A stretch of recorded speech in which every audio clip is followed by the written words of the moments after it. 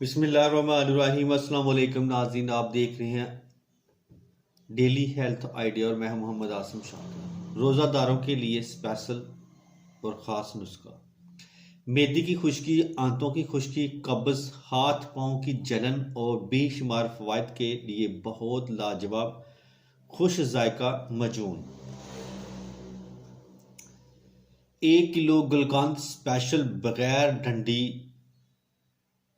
बगैर डोडी, आधा किलो मुरब्बा हरीड़ सब्ज गुठलियां निकाल कर ग्राइंड कर लें। 1 पाव खुश्क धनिया लेकर इसको कूट लें, मगज अलग कर लें। 1 पाव सौंफ कूट कर मगज अलग कर लें।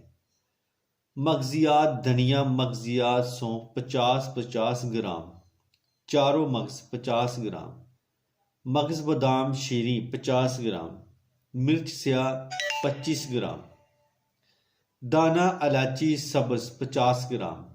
इन तमाम अज्जा को पीस कर अच्छी तरह मिक्स कर लें। बस तैयार है। गर्मी धूप से बचाव को महफूज जगह पर रखें। खुराक इसकी 10 ग्राम नीम गर्म दूध या ताज़ा पानी से इस्तेमाल करें।